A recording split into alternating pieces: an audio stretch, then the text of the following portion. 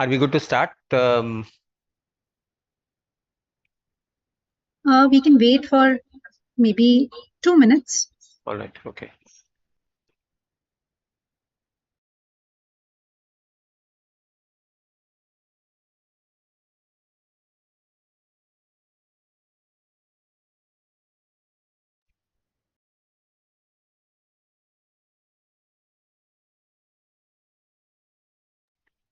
Are we good to start? We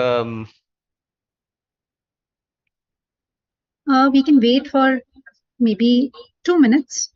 All right. Okay.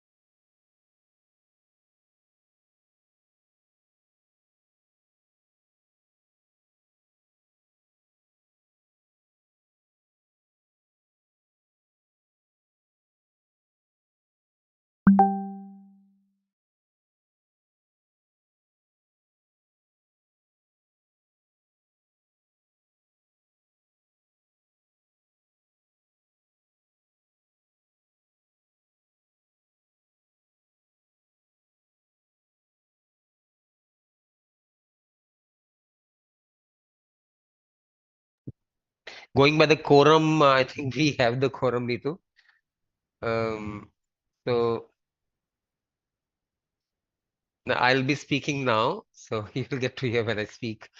Um, I'm guessing we can start now, and people can join as and when you admit them. Right. Right. You can start. Um, I was wanting to say good afternoon, but I'll say good afternoon, perhaps, given the fact that many of you were working till late last night, or maybe on Saturday as well. Rest of the country seems to be in a festive spirit, taking this to be a long weekend, including today as a day of merrymaking. Compliance officers of very, very large companies, extremely senior people who were working till late yesterday, trying to search through the annals and antiquities of the company to rummage through the old files to find what tax litigation do we have, what litigations do we have, and so on. I feel for you all, I must say. I'm with you all. And as consultants, we can very easily pontificate and take a stand which may be aggressive. But as senior compliance officers, I know the responsibilities which you all carry.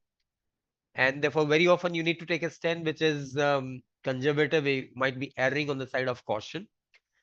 And from whatever disclosures we've seen till some time back, we were seeing disclosures by very large companies. It seems that a lot of people are disclosing a whole lot of things: tax litigation, commercial litigation, assessment orders, shareholders agreements, even though the shareholders agreements were part of the articles already, etc., etc.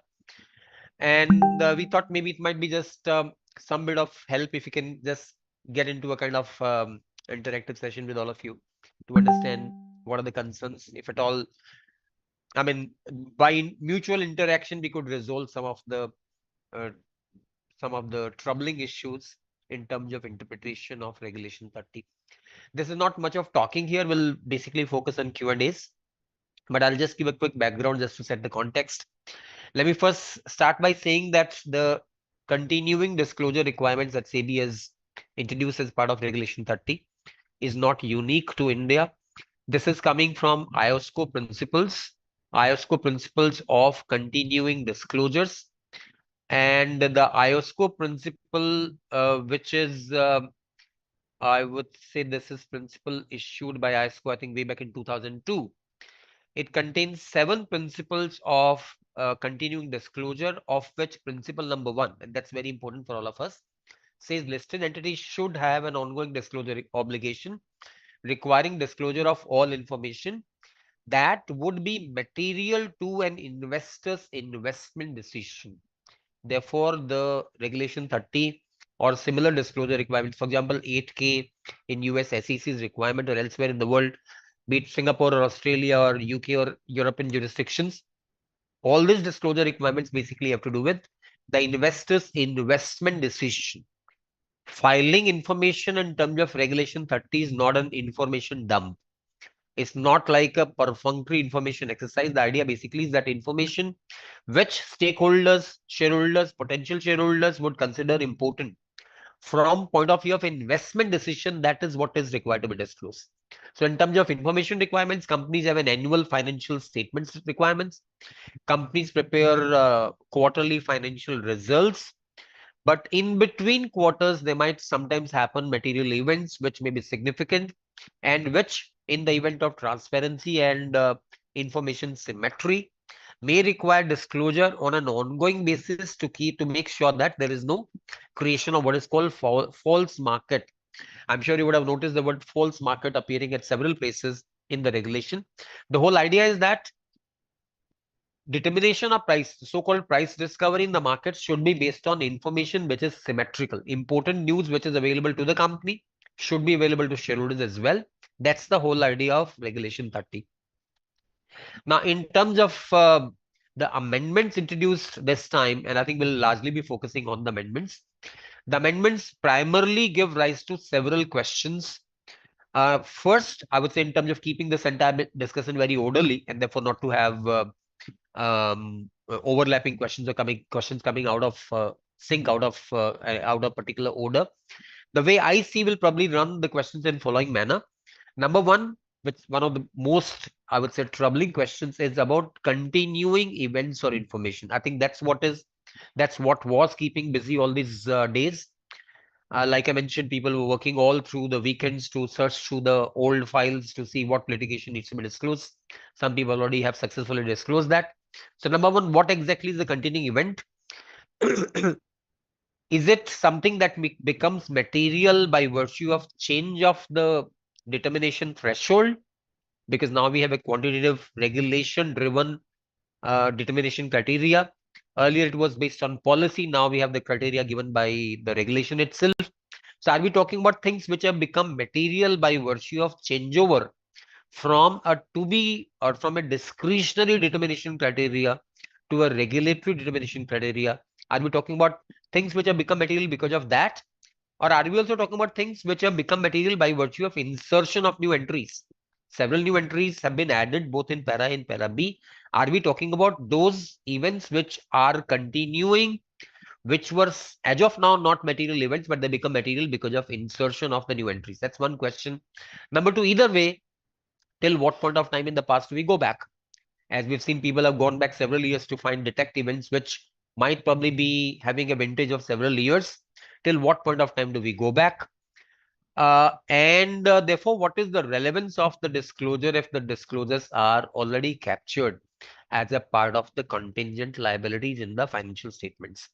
To first, therefore, put a context to this question, first, as we read through the requirement of this so-called continuing disclosure, which is coming from Regulation 30/4, and then I'm sure everyone understands that 30/4 has introduced regulatory criteria now, and it says the criteria now is 2% of turnover, 2% of net worth, and 5% of profits, the least of the same.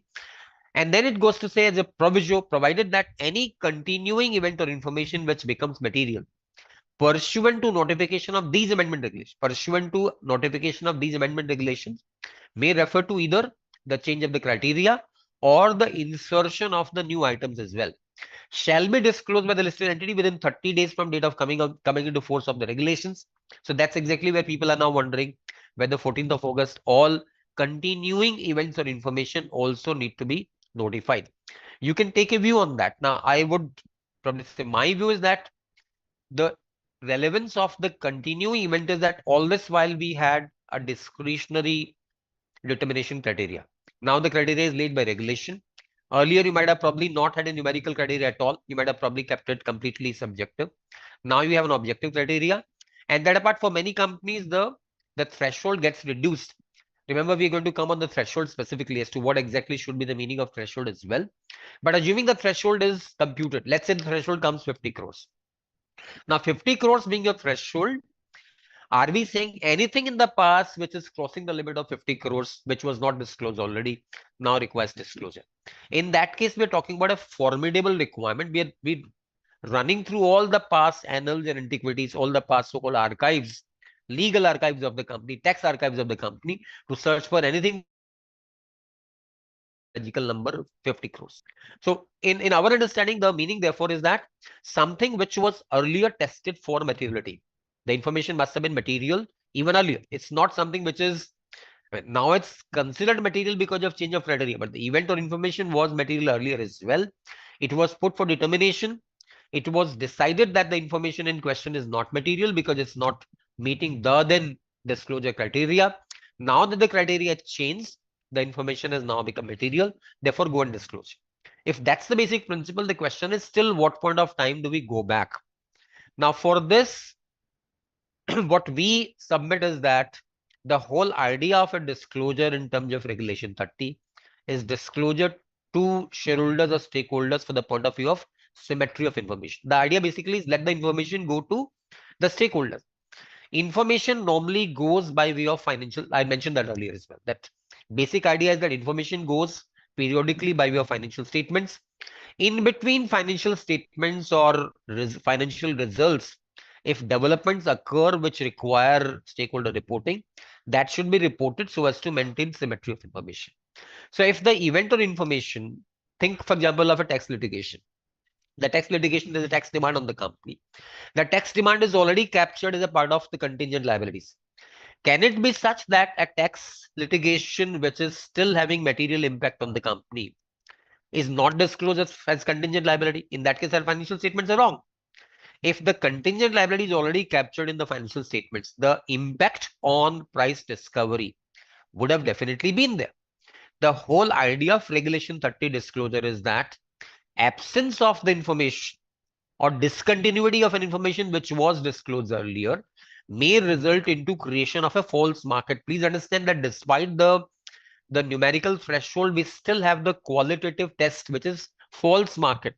False market meaning either we have failed to supply an information which might have an impact on prices, or we fail to supply an amendment or discontinuity of an information which was supplied earlier. Now the information becomes discontinued, and the discontinuation of the information may also cause a price impact. The whole thing is price impact. If the contingent liability in the balance sheet already captures a tax litigation, or for that matter, let's say contractual litigation, the likely impact on prices would have already been there. What's the point in disclosing something which has already been consumed, or which is the impact of which is already percolated into the prices already? If the information has been there from 2015, disclosing that in 2023, what relevance does it have? Now, sometimes people take a conservative view and say, well, in the interest of, let's say, erring on the side of caution, if you already have a list of 10 such tax litigation, let's go and disclose that. So people take a view that even if you're disclosing more than what is required, let's go and disclose that. Now, that itself, to my view, my very humble submission, that's doing a damage in two ways. Number one, enormous amount of time is being spent in collating this information. Number two, if you disclose the information now, any future development on the same information, you'll be disclosing in future as well. And the third and even more significant, but I'm sure you'll all agree that everyone is now watching it, everyone else. And if you find that someone has XYG company is disclosed, and the name of XYG company is reasonably big company, others will simply have what you call a herd mentality and would start disclosing events which larger companies have disclosed. So you're doing a damage in multiple ways. In any event, there have been rulings in the past on that. There are rulings from SEC. There are even, US Supreme Court also. There's a US Supreme Court ruling also to say that if the idea is essentially to choose what information has to go to public, the yardstick, the criteria should be, is it likely to influence a shareholder decision on entering or exiting the company's prices? If the information about a litigation is already forming a part of the contingent liability, are we still saying that this information is material to go to public and therefore the information must be disclosed? Of course, there is a format. SEBI contingent liability has its own disclosure format. SEBI has come up with its own disclosure format. Just because SEBI has a format, does it mean every information of the past for which we have formats now? Please do appreciate that Regulation 30 disclosures are not a almanac of tax litigations of the company. It's not a running list of tax litigation. That's something that comes to board of directors. Putting things which are of operational relevance into a shareholder's domain will be, number one, redundancy of information. And as more redundant information goes, the material information gets, diluted. The very significance of information, which is the very basis of Regulation 30, gets diluted if we are disclosing things which already are a part of the company's financial statement. So my submission, most humbly, is that the events or information which have not been captured in the financial statements, either as contingent liabilities or elsewise. So as of now, we're talking about tax litigation. We'll focus on that first. And we're referring to continuing litigation. I know that there are questions on when do we say tax litigation has commenced? Is it making of assessment or receiving a show cause, etc.? We'll come to that question. But on the so-called continuing tax litigation, we've seen the biggest pain point for most companies has been tax litigation. And I think there is not even one company which does not have tax. Tax litigation is something which is, it's ubiquitous. It's there everywhere.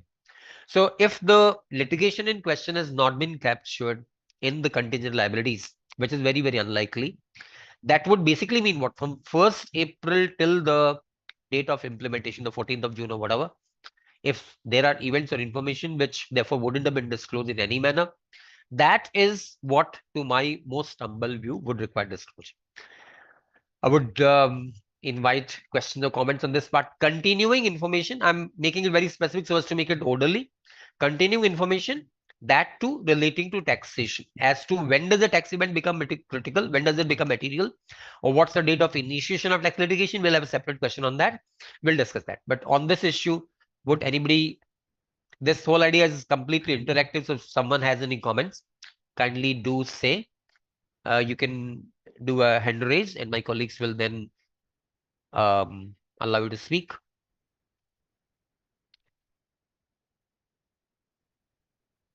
Anyone would like to say anything at all on this? Right. I think we need an icebreaker first. So let me just continue to move and somebody, there is Agnes. Dashmit ji, hi.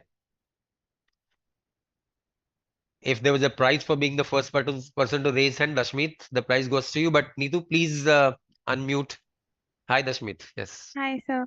Sir, actually, we were also struggling with two things only, one of which is the tax litigations only. So, sir, if you see the circular that came on July 13, there it says pendency of litigation. One is if you become or there is an order passed or there are ongoing litigations, then you need to say a cumulative number. But sir, what if, we know that, currently the case is not in such a stage that, it requires any disclosure, creating, like you said, unnecessary fuss in the market. So, sir, regarding such cases, I mean, how should the company go about? Dashmit, thanks for asking this question. So when we use the word pendency of litigation, we're basically saying the litigation has been initiated and has not been settled. Pendency meaning a litigation is pending from the date of initiation till the date of settlement. That would mean that's what is the meaning of pendency. And then it talks about accumulating the numbers to see the impact. We'll talk about that as well. I was on the coming at the question of continuing events and focusing on taxation as a factor. If we say that we need to search through the past as well, then I'm to search through all such cases which have still not been resolved. And please do appreciate, in this country, litigation does not get resolved. Unfortunately, there's no end to litigation because you resolve the matter at, let's say, tribunal forum. It goes to a high court. High court goes to Supreme Court. It takes years and years for litigation to get settled.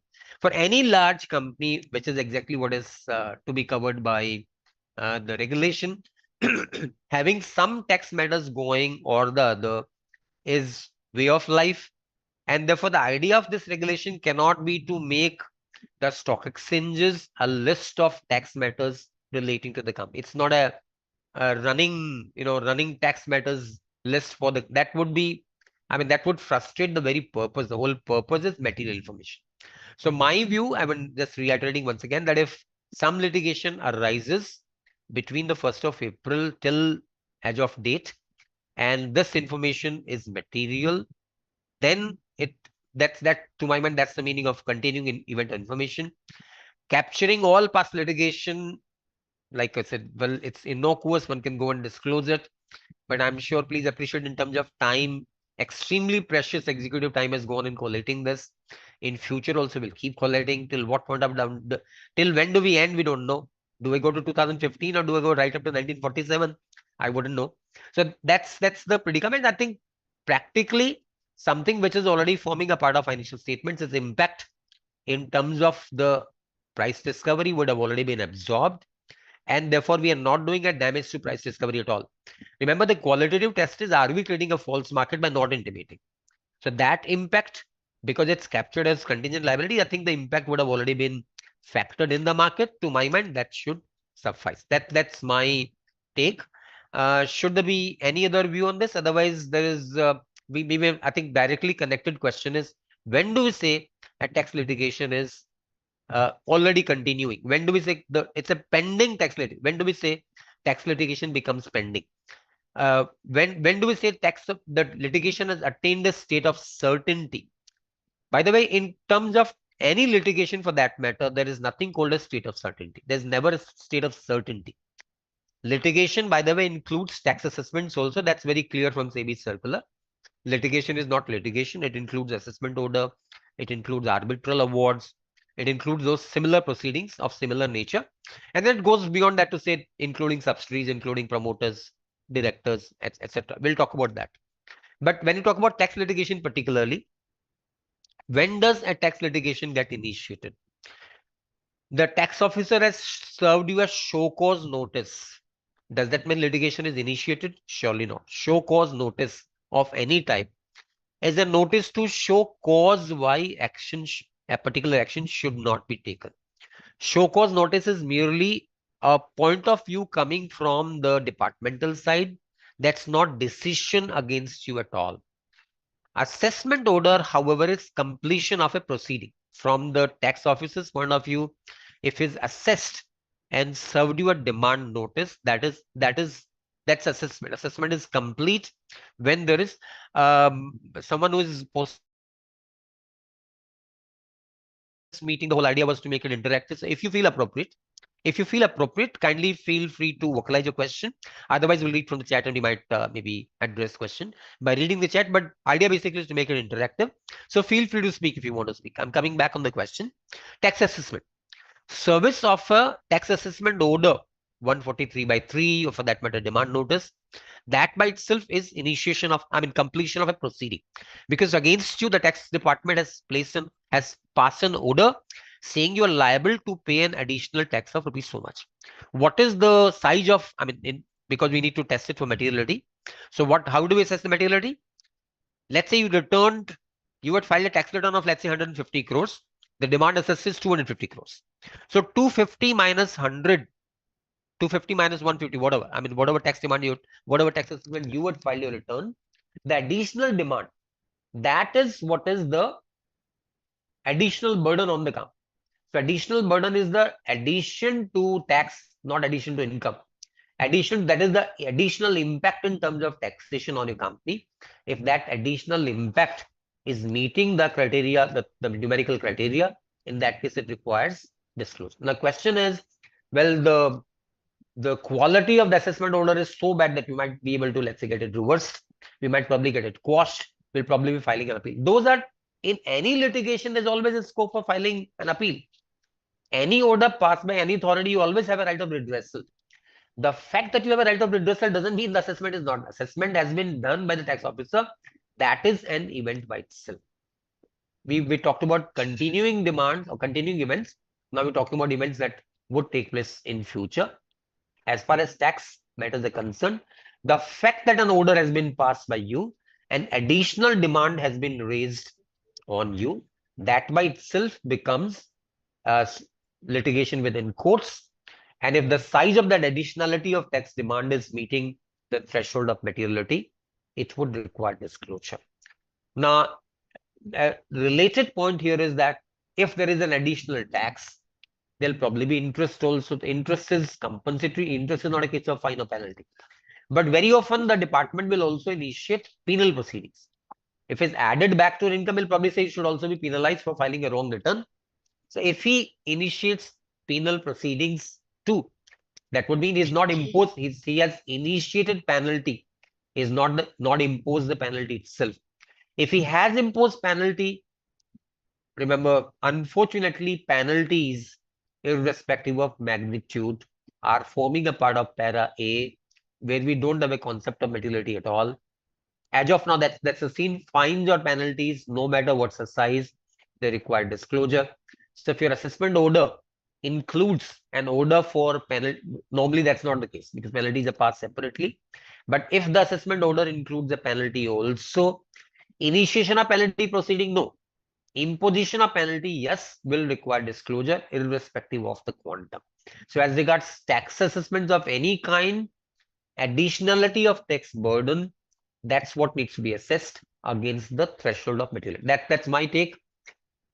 There are a lot of extremely senior people here, including very senior practitioners. If any of you have any thoughts to share, please feel free, kindly raise your hand if you want to say something or maybe ask a question around that.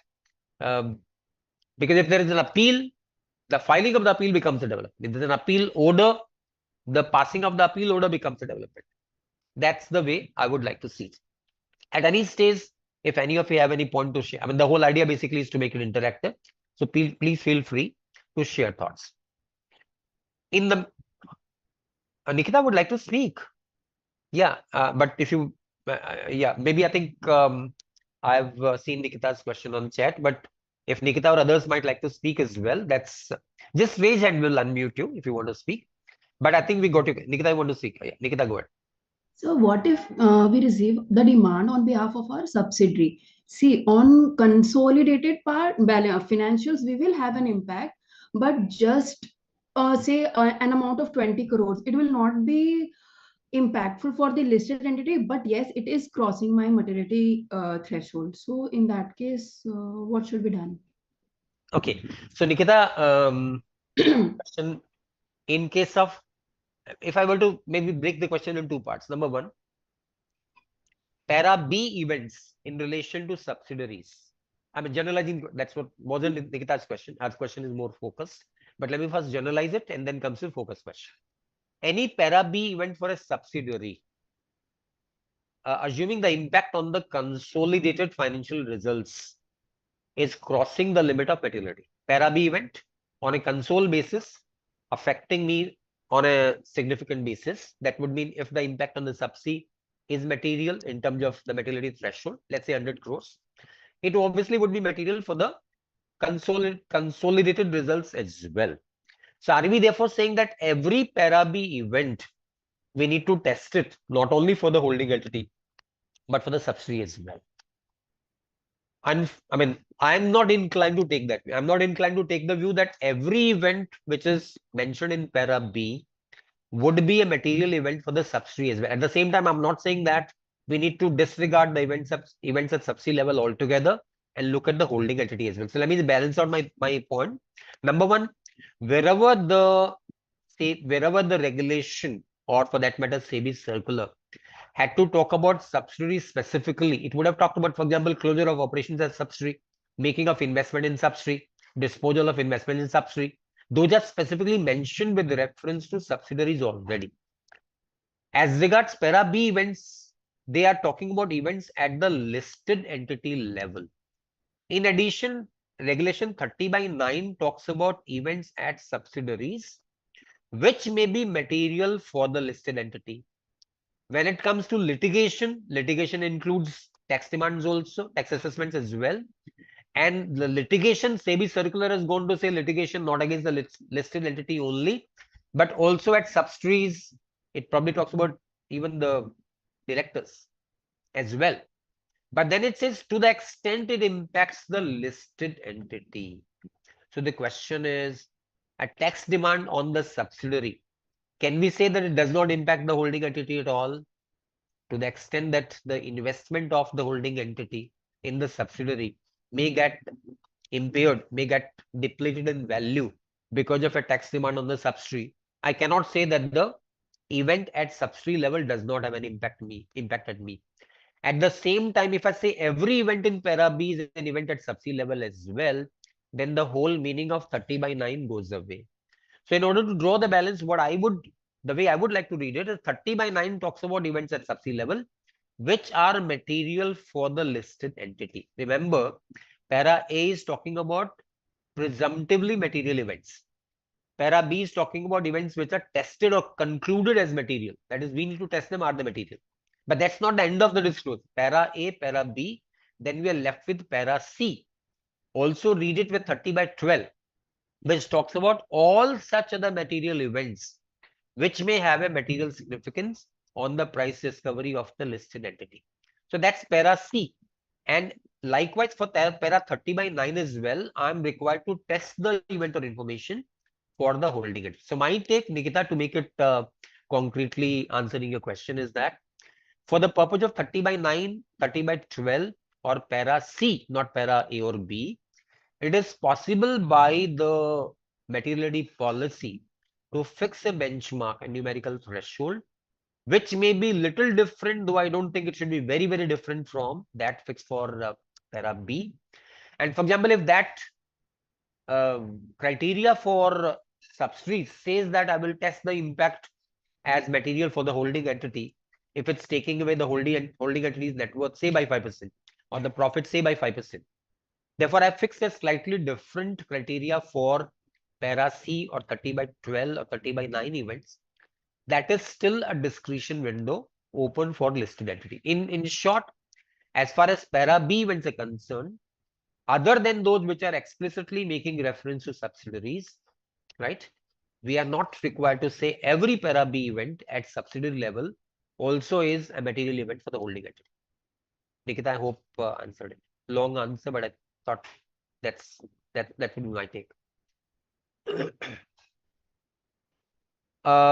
There is a significant question about what is the threshold itself. How do we decide the threshold? The 2% of turnover, 2% of net worth, 5% of profits.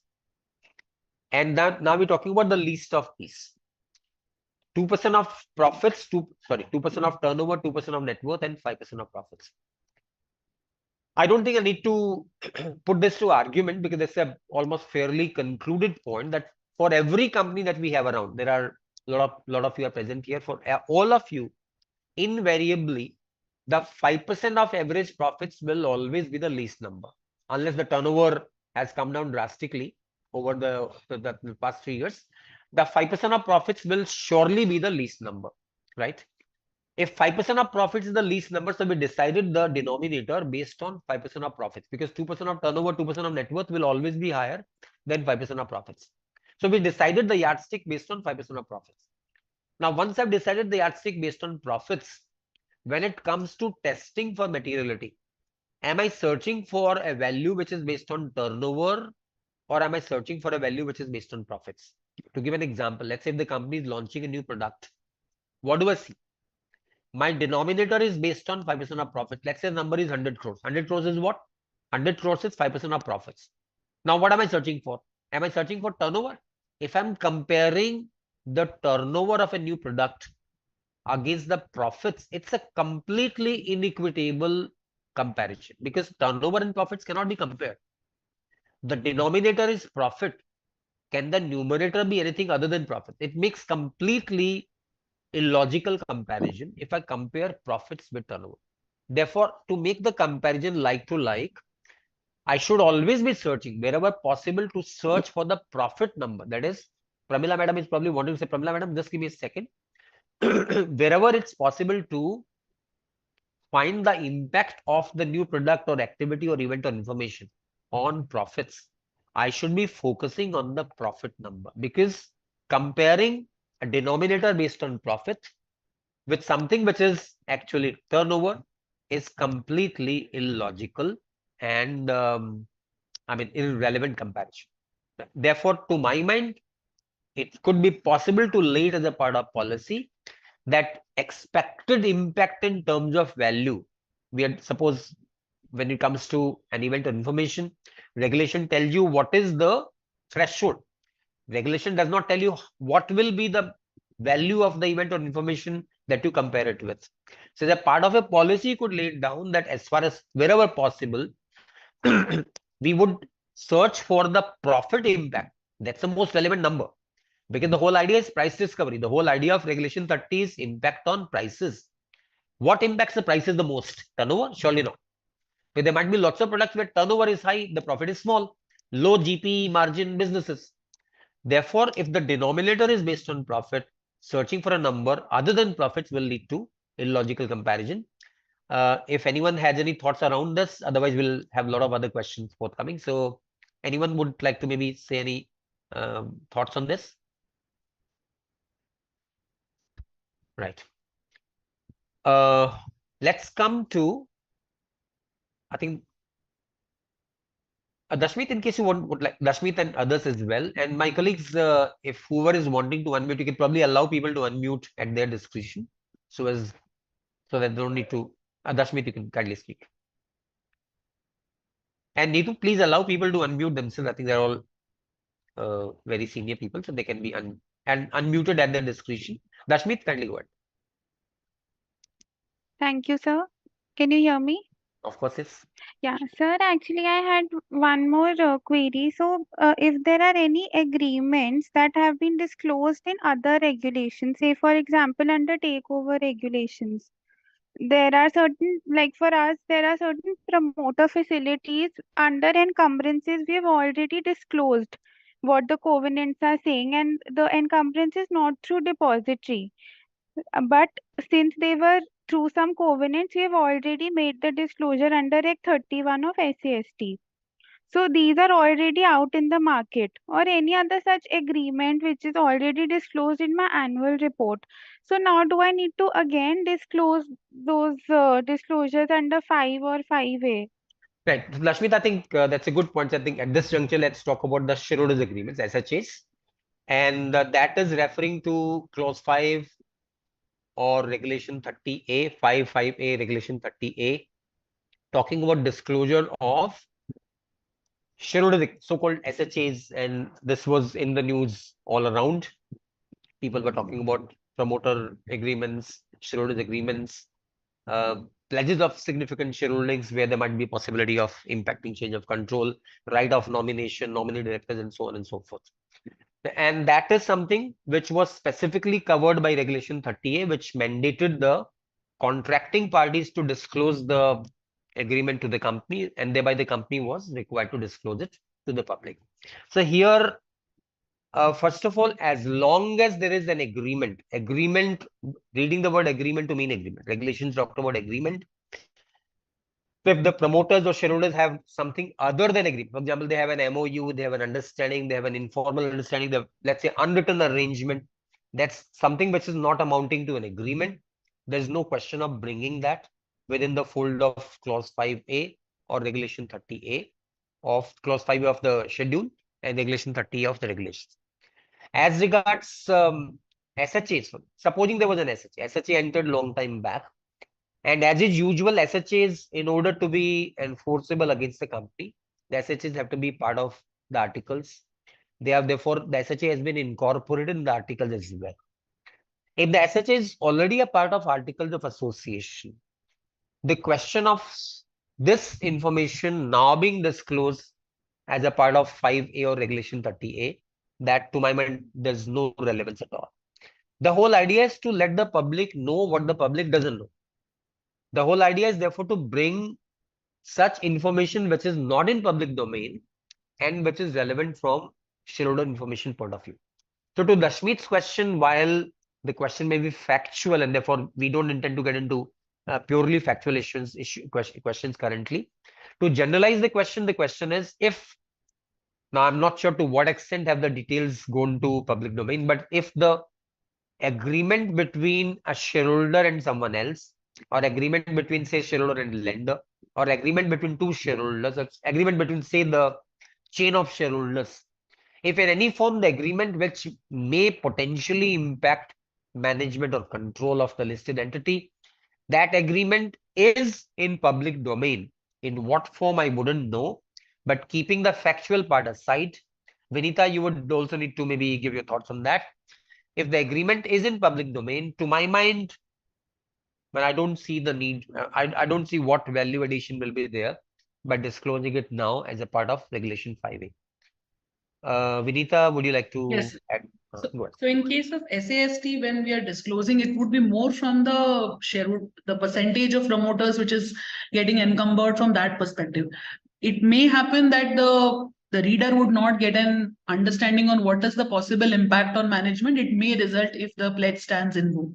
Here we are going to disclose from that perspective. So therefore, the intent of both the disclosures are very different. Correct. So I think in SST thing, we simply disclosing the fact of an encumbrance.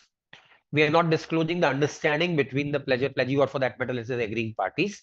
So if the terms of the agreement are not in public domain, there's the question of considering whether there is a need to make a further disclosure. That's what you would say, Vinita. Yes. To extend this question a bit further, this is not Dashmit's question surely, but extending it further. Let's say my holding, I'm a promoter, my holding in the company, say 51%. And because of that, I'm holding control over the company. I pledged half of my holding. Let's say I pledged 25% of my holding of 51%. And of course, if it's a pledge of a significant holding of a promoter, the fact that there is a pledge, as Vinita mentioned, the fact of pledge might have been disclosed, but whether the pledge is accompanied by, I mean, let's say restraints on the pledger, rights of the pledgee, etc., those parts obviously are not, or wouldn't have been disclosed in terms of other disclosures. So the question is, if this pledge gets invoked, or say the pledgee has certain rights, the pledgee has put some restraints on the pledger, and those restraints or those powers are pertinent from point of view of management or control, or invocation of the pledge may result into transfer of the 25% shareholding block.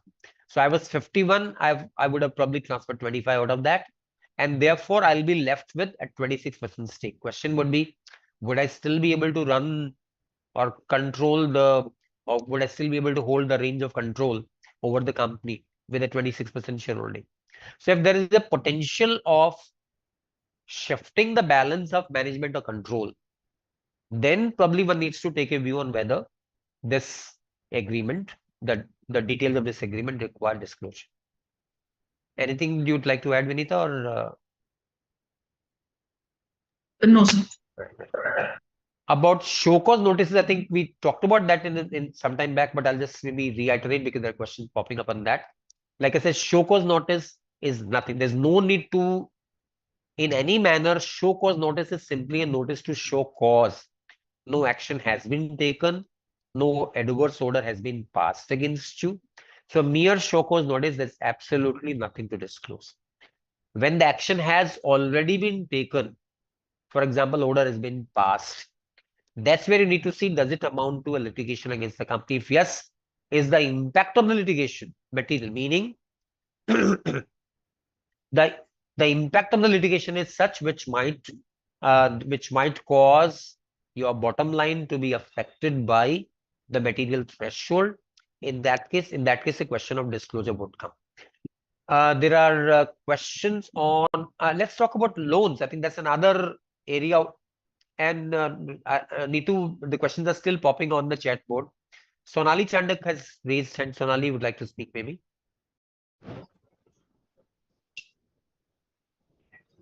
Hello, can you hear me? Yes, we can. Go ahead. Hi, show cause you just mentioned, sir. I just want to check if show cause where if the company has provided for it as a contingent liability in its books, even then it's the same answer. But show cause notice, to my mind, is not a question of either. I mean, contingent liability, essentially, to my understanding, contingent liability means what? There's an existing liability that when there is an assessment already done, that becomes a case of liability because I need to provide as a liability itself. Contingent meaning I am able to see the probability of something happening versus the probability of something not happening. It's not completely certain, but the probability of it happening is more than the probability of not happening. If it's vice versa, probability of not happening is higher than the probability of happening. In that case, I don't need to disclose as contingent liability at all. Question of contingent liability means on a probability scale, the probability of something happening versus not happening, the probability of happening is higher. That's where we normally disclose it as a contingent liability. So if I've disclosed it as a contingent liability, meaning apprehending that some liability may be there, then the disclosure is already there. I would just reiterate my view that the whole idea of Regulation 30 is disclosing things which are significant from shareholder information point of view. If the contingent liability already is disclosed in the face of financial statements, and if it was likely to impact the shareholders, it would have impacted already. Neither are we going to add any value, nor are, on the contrary, we are only supplying a redundant information to my mind. Okay, Neetu and others, you can probably also keep reading the chat board to see if there are questions on the topic that we are currently speaking. In that case, just say so. And Neetu, go ahead. I think we have already discussed this regarding the show cause notice. So Arunabh writes, so what can we provide clarity about show cause notices other than tax matters which meets materiality threshold? Mr. Arnab, for example, what? If you could like to maybe, would like to speak as to what exactly did you have in mind? Mr. Arunabh, we can unmute yourself. Good afternoon, sir. Can you hear me? Of course, Yes, we can. Sir, by that I meant, let's say I receive a show cause notice from a regulator. Let's, for instance, say RBI. Say, let's say SEBI. Yes. So let's say I Show receive cause, from why SEBI or RBI. Why should I not be prosecuted under, let's say, PIT regulation? Still Right. a show cause. No decision has been taken against. It's a show cause. There is a show cause typically is issued when there is a prima facie. No regulator would issue a show cause also. Issuance of SCN also requires prima facie view. The regulator has taken a prima facie view that there is something wrong. But they have not heard me still. I have not been given the opportunity of hearing still. So no order has been passed. Even a so-called departmental administrative orders require an opportunity of hearing.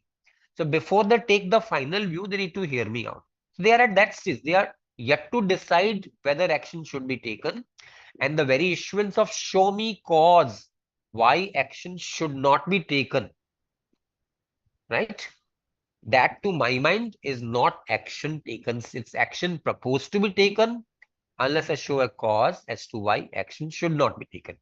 I saw on this SCN itself, there was some chat right now. Krista writes, the question on SCN is due to the words action initiated. But the question is action initiated already? What action, for example, is initiated? And everyone, you are all extremely very senior people. So please feel free to speak if you want to speak. And that's the whole intent today. Agree to you, sir. Agree to you, because for a company like HDFC Bank, disclosure of an SCN is not possible. So that's why thank you for the clarity. No matter which entity, I think for any large entity, this kind of SCNs, the fine is another issue. Fines and penalties is another issue because larger entities will probably have weekly loads of fines and penalties coming from across the country. But for a minute, even if we talk about show cause notices, it's just a show cause. The action has not been taken. It's a stage before taking action. Action is proposed to be taken unless you show cause to the contrary. That's the meaning of SCN. So just one point to add here, I think Kritika wrote that due to the word action initiated, I think there is a difference in clause 19 and 20, where clause 19 deals with action initiated, where it is say for search or seizure or maybe voluntary revision or investigation, etc. But clause 20 is dealing with actions taken or orders passed. So action initiated something is also not covered under clause 20. Vinita, thank you, thanks Vinita. for that. But yeah, thanks for that. But I would say even if action was initiated, it has to culminate into action. The items in item numbers, clause number 19, the items are very different. For example, search and seizure, that itself is action. Search and seizure, the search operation may not result into a seizure. Seizure may not result into an ultimate liability, but search and seizure itself requires a credible evidence on the part of the search party that there is something that they're trying to probe into. That itself is serious action. The items listed in clause number 19 are of very serious nature. I'm sure you can see all of the items are like that. Search and seizure, reopening of accounts, investigation. By the way, it's not inspection. A lot of people are taking this to include inspection is very different. Inspection is routine. Inspections, for example, RB inspection, on-site inspection of RB is a routine matter. Every large entity, every large bank has bound to have inspections. Inspection is different. Investigation meaning premised on some credible evidence, some clinching evidence that something is wrong and badly, seriously wrong.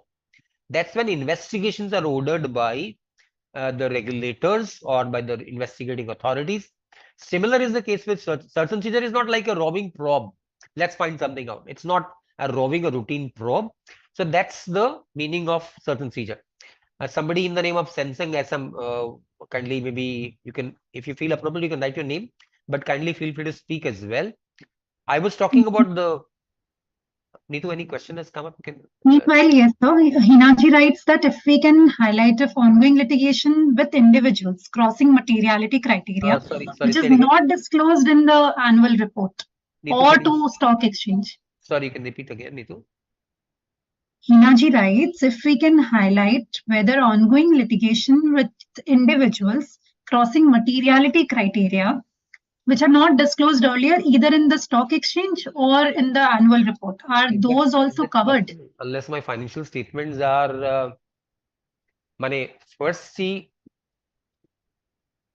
litigation against directors. SEBI circular has expanded the meaning of the word litigation to include litigation against the directors, promoters, etc. also. I think it's promoters and directors. Correct me, Vinita, it probably extends to directors as well. The circular extends the language. Vinita, if you can quickly say that. For litigation, you're referring, so it's directors, KMP, subsidiary, yes, it extends to it. It goes beyond the, but then it says impact of that unlisted entity. Litigation on the directors is not to be disclosed. Litigation against the directors is to be disclosed if it impacts my company. For example, tax assessment of my promoter, will I have to disclose that? Surely not. What do I bother about that? Why should I bother? If the litigation is such which might impact my company, so question comes, in what way can litigation against directors or promoters for that matter impact my company? If the directors have guaranteed me, let's say the directors are guarantors, or the litigation is such which might result into, let's say, disqualification of director, we need to see the impact of the litigation on the company. Litigation which is of such a nature which might impact my company, that is what requires disclosure. What we need to focus on is the impact on the listed entity. In either of these cases, litigation, assessment, etc., we need to see the impact on the listed entity. So question of there being any litigation which is likely to impact the listed entity, and yet it's not disclosed in the contingent liability. To my mind, that's very unusual, very unlikely. However, if that is so, then please take a call on disclosing it. I'm moving to another very important item on which people have had a lot of confusion. Number one, loans to subsidiary companies. Granting of loans which are not in ordinary course of business. If the loans are material, they might require disclosure. Granting of loans not in ordinary course of business. So for example, in case of banks and financial institutions, granting of loans is surely ordinary course of business. Granting of loans to a subsidiary company. Somewhere in the board notes of SEBI before passing this amendments, there seems to have been mentioned that there have been representations received by SEBI that loans to subsidiary companies should be excluded. However, it seems that the SEBI staff, while proposing the amendments to the board, was not in favor of creating this carve-out. That would mean they haven't made a specific carve-out for loans to subsidiary companies. The fact that a carve-out was not given, does it mean a loan to subsidiary company is not in the ordinary course of business? The business of the subsidiary company, is it not forming part of the ordinary course of business of the holding entity?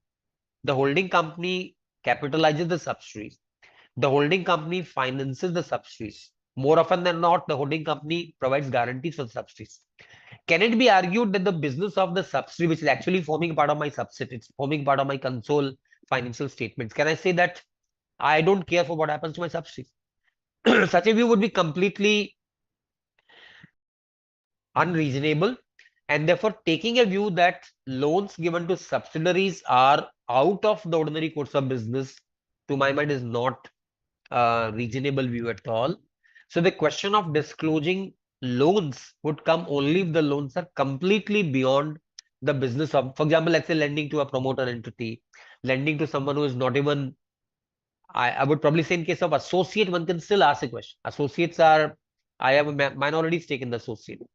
But if I've given financial assistance to my own subsidiaries, wholly owned subsidiary, I wouldn't have a question at all. Even if it's partly owned, I would probably say still it's majority owned by me. And therefore, one can say that the business of the holdco includes the business of its subsidiaries as well, but that's an extension of the enterprise, not just the entity, but the enterprise. And therefore, I would like to argue that loans to subsidiaries are not out of the ordinary course. While we've noted that some companies have gone and disclosed existing loans to wholly owned subsidiaries as well. Moving to another, any of you if you might have any question to put on that. As regards yes, please. Good afternoon, Sudhakar here. Yes, sir. How are you? Yes, go ahead. Thank you. Can I express my view as far as this loan to subsidiaries are concerned? As you rightly said, if it is loan to the wholly owned subsidiary, per se, I can take it as an ordinary course of business, and I don't need to go for any kind of disclosures. But if it is a loan to a subsidiary, that subsidiary may be 5149 kind of issue also. And similarly, if it is a routine, if I am day in, day out, I am giving loans to a subsidiary, or it is only one transaction, one-off transaction in a year, and that also is a quite hefty amount. So per se, I cannot take loans to subsidiary as an ordinary course of business. It depends upon the type of transactions, if it is happening quite often, or it is a one-off transaction. So it is to be judgmental. It cannot be per se, we can take it like that. That's what my view is.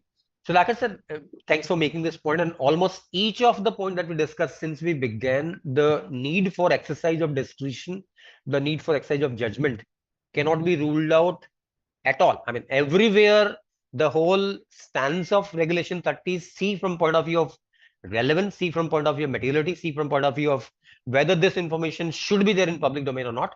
Therefore, I completely agree with it. Everywhere, all through, the question of exercise of discretion, exercise of judgment will always be there. So completely agree with you on that. In fact, it is good now you have clarified that. Earlier this clarification was there, because why I brought this issue is sometimes participants, who are not very experienced, they may take this as a gospel truth and say that Vinodji has said that for subsidiary companies it is in the ordinary course of business, something like that.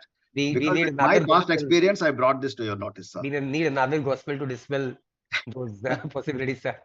Thanks for pointing it out. So I would appreciate Sudhakar sir's interference on that. Thank you very much. Thank you. And I completely agree that it's a question of taking a call for sure. In case of non-wholly owned subsidiaries, the question to extend the question, let's say joint venture, giving of a loan to a JV company. Normally in JVs, it's the obligation of the JV parties to finance the JV. The JV is funded by capital contribution, likewise JV is funded by loans by the joint venturers. And there might also be situations where the joint venture terms are that one of the JV parties will provide financial assistance, the other JV partner will provide technical assistance. So I completely go by Sudhakar's point that essentially one has to take a call on whether I see a normal commercial activity, or am I going out of my normal course of activity, getting into what you call so-called diversion of funds from the company, illiquid diversion of funds from the company. That becomes a surely important event to disclose. But typically, therefore, it would be completely safe in case of WSS. In case of partly owned subsidiaries, it's a question of applying judgment. In case of associates, where my stake is minority, I think I would like to say that unless there is a reason to say what's the relation between the associate and my company, it might be possible to say that's not an ordinary course of business. Moving further to another very important point, which is, I think the next point we take is on SHAs, subsisting SHA. And to an extent, we covered that already, that in case of SHAs, the point to be seen is the SHA already a part of my articles of association, already a part of my has it been approved by shareholders? Has it already been approved by shareholders? If the understanding between the shareholders has already been approved by shareholders resolution or is forming a part of articles of association, question of disclosing it all over again, the question would not arise. Determination of materiality, I think we discussed already. And the litigation, I think I'd mentioned, when does, as far as litigation is concerned, when do we say litigation has been initiated? We talked about tax litigation. Let's talk about commercial litigation, civil suits, or for that matter, any other suit. When do we say litigation gets initiated? On the filing of the litigation, or on admission of litigation, or on passing of orders? So to my mind, if litigation has been admitted, the authority in question has admitted litigation. Admission of litigation means the litigation is on record. I would say litigation gets initiated not based on orders. Order is conclusion of a litigation, not even interim orders. But if the admission has been done, the litigation is on track, that is on developmental track when it comes to the authority where litigation has been filed, that's when I say litigation has been initiated. And point further, I think we talked about frauds. Another very important point is about frauds. Fraud by the frauds are mentioned both in para A and para B. As far as para A is concerned, it talks about frauds and defaults. And this one is talking about frauds by certain, it's just talking about KMPs, SMPs, etc. And there it's talking about fraud by the entities. Frauds by, it says frauds or defaults by listed entity, fraud by listed, or its promoter, director, KMP, SMP, or a subsidiary, or arrest of KMP, etc. This is as far as fraud by the company. Fraud against the company. The fraud has been committed against the company. The company is the one which is filing the complaint against for a fraud committed against the company. Let's say embezzlement. Let's say an employee commits a fraud. So if the fraud against the company is not coming in as a part of para A, as regards para B as well, it's not explicitly coming in para B as well. So there we need to see what's the bottom line impact para C. So is the impact of the fraud against the company so material, so sizable, that it might result into a significant impact on the prices? That's the basis for testing frauds against the company. As far as fraud is concerned, for example, a KMP has committed a fraud against the company. Normally, we would say fraud would be taken as a fraud only when the fraud is established. But the company is the one which is filing a fraud complaint, say against the SMP. Company is saying an SMP has committed a fraud. Company itself is the complainant. There, I cannot say that I'll wait for conclusion of the complaint because I'm the one prima facie taking a view that a fraud has been committed against me. As regards other so-called fraud proceeding, I would wait for the fraud to be established. Mere filing of a complaint of a fraud, to my mind, will not be said to be a fraud. Sudhakar sir wants to speak one thing. Sudhakar. Vinodji, I want to put a question to you, slightly maybe not relating to fraud as such. Say an eminent person who is a managing director of one of the largest listed companies, and defamation case has been filed against him, where he spoke as an individual against someone. Now, definitely that defamation case on the CEO or managing director of the company, though it was in his individual this thing as such, but going to definitely have a material impact as far as the company is concerned, reputational image of the company is concerned, till the time he is continuing to act as a managing director. What is your view about intimating such an event under Regulation 30?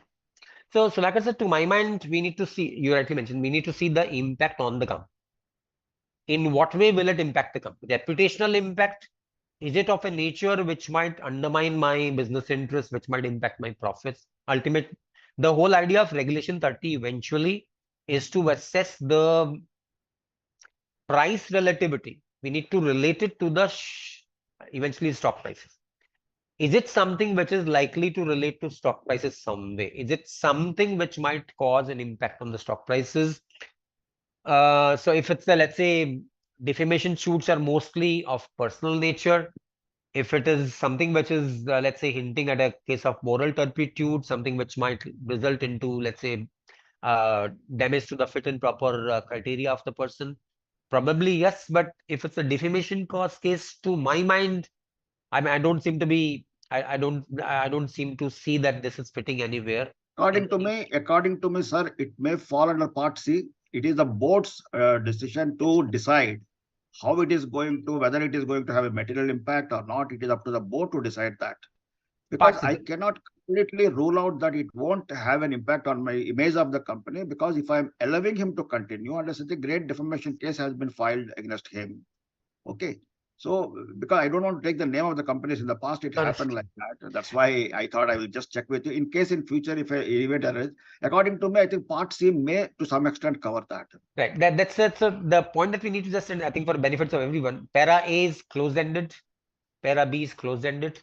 Para C is completely open-ended. What events may come under Para C? What sort of events may come? Para C and 30/12 are completely open-ended. There is absolutely no list which can be drawn, because any event which, in the opinion of the board of directors, may be significant from point of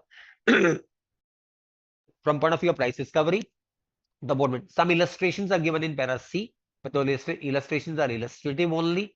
As regards 30/12, there is no illustration whatsoever. Similarly, for 30/9 also, there is no illustration. So that's completely a matter of taking a call as to whether the collateral damage to be caused on the company for something like a defamation case may be such which might impact the company's business interests. If the answer comes yes, then one may go and disclose. Neetu and others, maybe there are several questions which I can see probably might have popped up on the chat board. We have exhausted our 1 hour time already, but if there are questions which are significant, I would still say for others, if you want, kindly feel free to maybe speak. The whole idea basically is to make it interactive. So if you want to speak, much better still.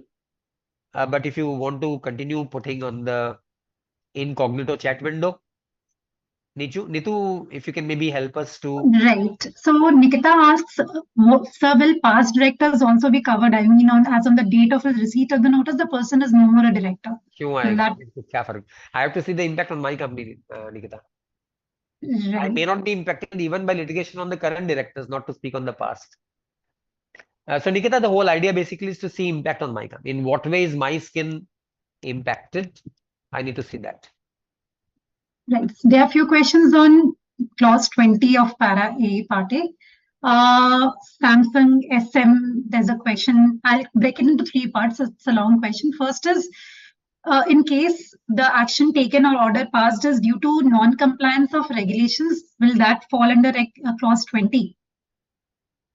The action taken or order passed is due to non-compliance of any regulation.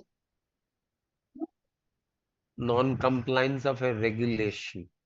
I think the list of actions taken for suspension. I think if you're talking about fine, which we're talking suspension, imposition of fine, settlement proceeding, debarment, disqualification, closure of operations, sanctions imposed, warning, caution, or similar action by whatever name called. Is it a case of fine or penalty? Probably not.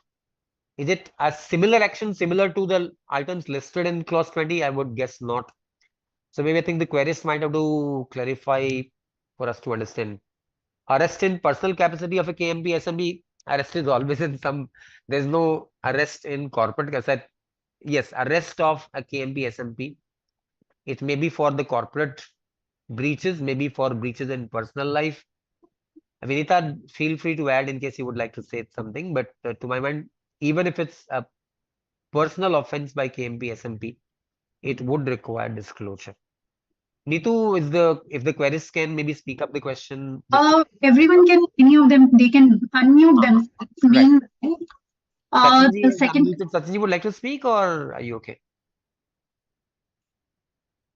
In the meantime, Neetu can move on.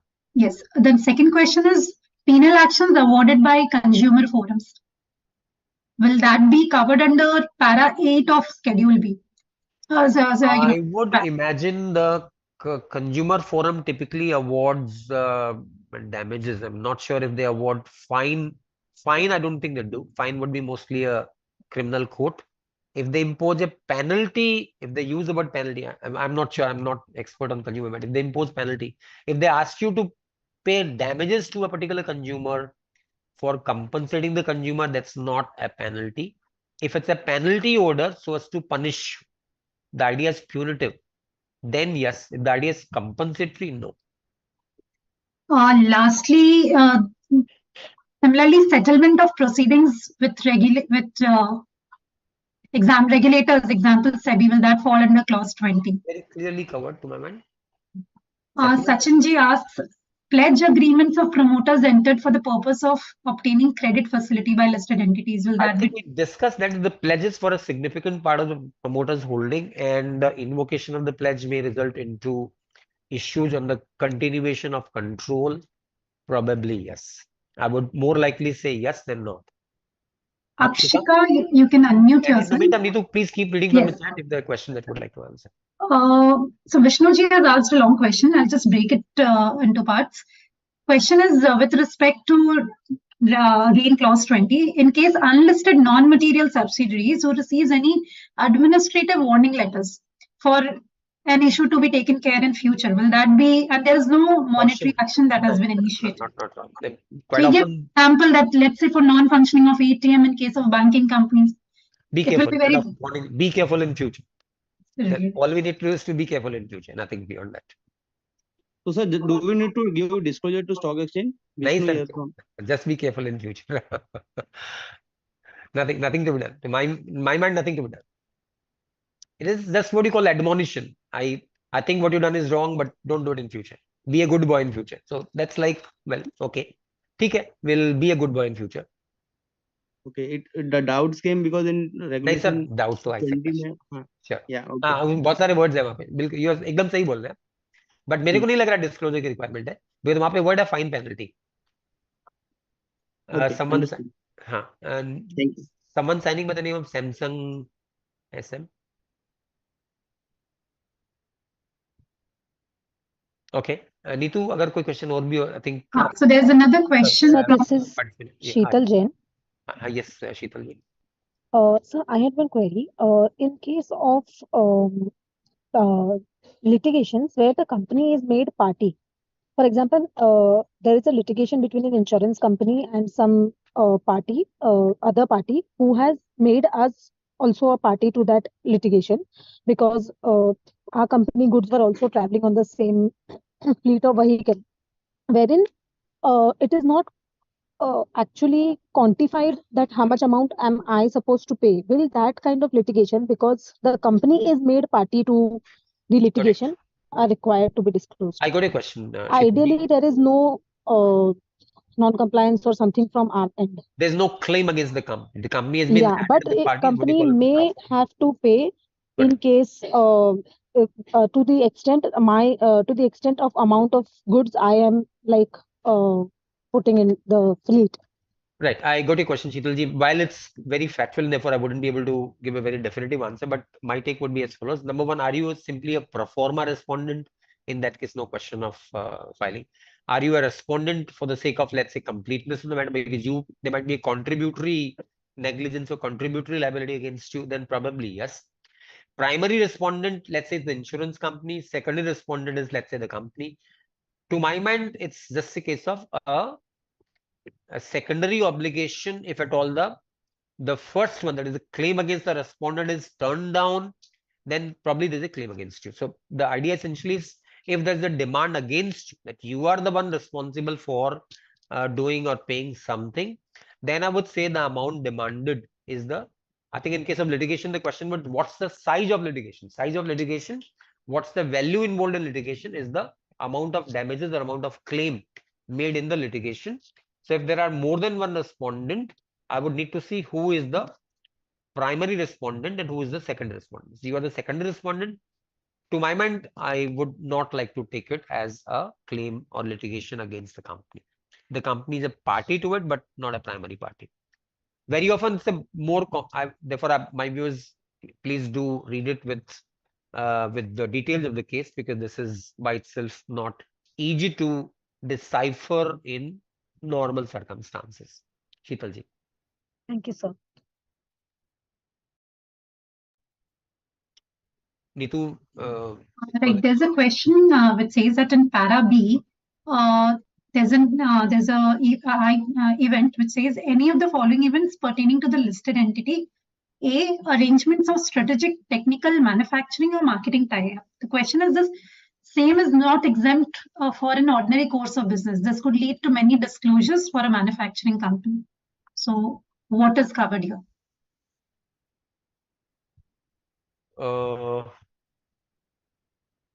Okay, we are reading. So second item in para B. Arrangement of strategic, technical, manufacturing or marketing tie-up. So general principle for any regulation 30 disclosure is things which are ordinary. Things which are ordinary, which happen on a frequent basis, they do not require disclosure at all. That's a generic principle. It travels all across the entire regulation. Most of a 30B. For instance, somebody says, I bagged a particular sales order. Do I need to disclose it? I bagged an order which is large enough. Do I need to disclose it? The answer would be once again the same. If by way of frequency of occurrence and by the magnitude of occurrence, is this something which is way of life for you, business as usual for you? Then there's no question of disclosure. All across in all global regulations, the word is if it's unusual event, abnormal event for them. The whole idea is to inform shareholders what they normally will not expect the company to be subjected to. It's something which is abnormal. That's when we call it event, or something which is happening on a daily basis is neither event nor information. Therefore, there is no question of disclosing something which is way of life. Neetu? I think we can take last two questions, sir. Nishaji writes, do we need to disclose shareholders agreement where there is an indirect impact on the listed entity? Indirect, I think the question would be what impact? What impact? If no, the impact is the word is indirect. Indirect is very clearly captured in the regulation itself. Which direct, indirect, which purpose and effect, all those words are there in regulation itself. Indirect impact may not be direct, impact may be indirect still. So if the agreement is control and management of the company. Sorry, it might control and management of the company. Directly or indirectly, it might have an impact or intended to have an impact or has the potential of impacting or has the purpose, and if all those words are there. In 5A and regulation 30A, all those decent words of English which sufficiently widen the scope to make it large enough, leave no avenues of escape, are very clearly there. So merely because the impact may be indirect, it wouldn't be possible to escape 5A or 30A. Sushmita ji writes, branch opening or closure of branch by a banking company, does that fall under para B, item number 2? Not closure at all. Of operation of a unit. And then there is branches, sales outlet, storage outlets, sales windows, absolutely no question at all. Closure of branches, no question at all. No, not at all. Last question on the chat box is settlement of, it's a statement rather, settlement of SEBI order is neither agreement nor denial. So how can it be counted for disclosure? I think it's specifically mentioned there. Settlement means we decided to call it quits and we decided to bury the matter, and both sides decided not to pursue it further. So I think it's specifically mentioned settlement. I think the word is there already in it says settlement of proceedings 20 by C. Settlement of proceedings very clearly mentioned. Settlement means, well, we decided to settle because we didn't want to pursue. If we pursued, it might have resulted into either, let's say, I would have won or I might have, not won. So it's a settlement. Therefore, to my mind, it does require disclosure. So there were two questions on the YouTube chat. Achha, please do, because we promised to YouTube participants that we will see the right. So I think one is a market rumor. It says if a defamation case is filed against a director, then it might also get covered under market rumor. I think Sudhakarji's question as well, but market rumor, the whole basis of responding to market rumor is if there is an impending event against the company, which would have required disclosure in terms of regulation 30. The rumored event should be such an event which would have required regulation 30, but the company has not done it, either because the company did not find its right time to disclose it. In the meantime, the details of the event have come in the media. That's when the company needs to respond. Responding to market rumors is not responding to every rumor. Responding to market rumors is only such rumored events which in normal course would have required disclosure under regulation 30. So if we say the so-called defamation case would have required disclosure under Regulation 30.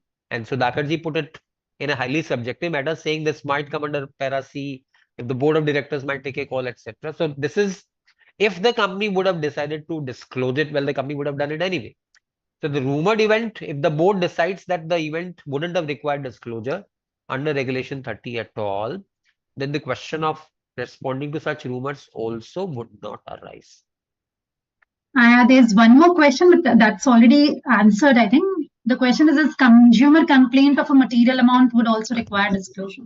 If it's a compensation order, in my mind, not. If it's a penalty or fine, in that case, it would. Hello. So as I mentioned, there's one more question. I think this is the last one, and it's a little longer question from Mr. Sanjeev Shah. He says it's okay. Sanjeev can speak if that's easier for him. Otherwise, do you want to speak? Okay, I'll just read out maybe meanwhile. Sanjeev ji, you can unmute yourself if you would want to speak. He says whether following to be disclosed to the stock exchange, ABC, is penalty levied by municipal corporation of a small amount. लोगों ने already कर दिया, उसका president हो गया already. Establishment. हाँ, shop से हाँ वो तो president already हो गए. Right. इसमें कोई उपाय नहीं है. देखिए ऐसा है कि fine, I would have argued that fines and penalties of operational nature. What is the point? Who is going to benefit by these disclosures? But I think this is more like an advocacy matter because SEBI should have opened its voice on that. SEBI is somehow not expressed anything at all on that. So as of now, fine का जो है वो तो that would continue getting disclosed. Can't help it. दूसरा क्या? Point B. Okay, says whether cash embezzlement during ATM transfer of a bank by cash transfer. This is embezzlement by an inherent risk in cash transfer. This is by an agency. So this might come under 30C only if the magnitude of the embezzlement is such which is so large as to cause a material impact on the company. 30A, para A and para B, it's not coming. Next. The last question is, in which section of annual report one has to disclose agreements between the 30A agreements, basically? I think it's added to Schedule 5, isn't it? That's correct. We'll just check once. Vinita, if it is in front of you. I think it's added as a part of the mandatory.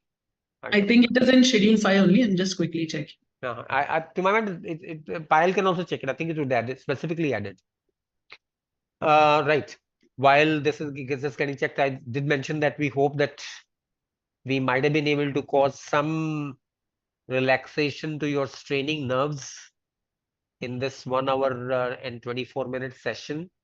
If we've been able to soothe your nerves at all, and if it might help you to celebrate the Independence Day a little better. In that case, wish you all a very, very happy Independence Day. Compliance officers truly getting independent. पता नहीं कब होगा जिंदगी में, क्योंकि I think सुबह सुबह जब भी ऑफिस आते हैं भगवान को आरती करके आते होंगे, पूजा करके आते होंगे कि आज जिंदगी में कोई मिस्टेक नहीं हो जाए मेरे से. So I'm hoping कि हर दिन आपका ऐसा जाए कि जिंदगी में कोई मिस्टेक नहीं हो. Divya ji would like to speak. Yeah, hello sir. Hi, Divya ji. Yeah, so if another entity infringe my trademark or something, and we are filing case on the entity, so is it required? If the size, the claim that you made is so high, the litigation, आपने case file कर दिया, case admit हो गया, and the amount of litigation is so high that it crosses the materiality number. In that case, please do disclose. Because इसका तो impact infringement हुआ, इसका मतलब your products are being sold by somebody in a wrong name. So इसका दूतरफा impact है. Your turnover may get impacted, your profit also might get impacted. So I think if the size of the claim is so high that it crosses the materiality threshold, I would suggest disclosing. Thank you. All right. Thank you, everyone. Thanks a ton for joining today. Para G, this is Payal Singh, Para G of Schedule 5. The agreement disclosure is required under Para G. That's my colleague Payal answering to the question as to where will the disclosure of agreements come. She says. There's somebody saying SEBI settlement may not come kindly. But okay. I'm not sure why you're saying it may not come. Though SEBI says itself that settlement means is closure of proceeding, but that's exactly the meaning of settlement anyway. All right, thanks everyone. Thank you very much.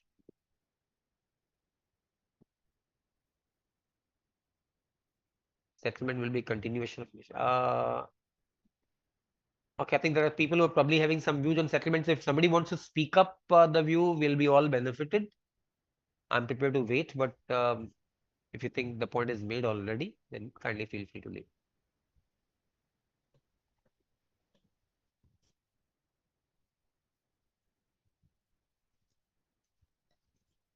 Akshika, would you want to speak on this?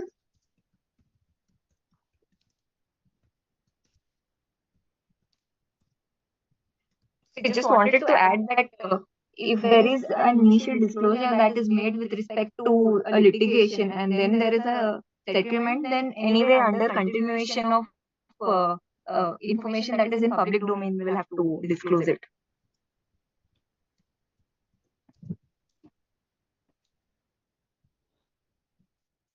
I think Vinod sir has left by the time.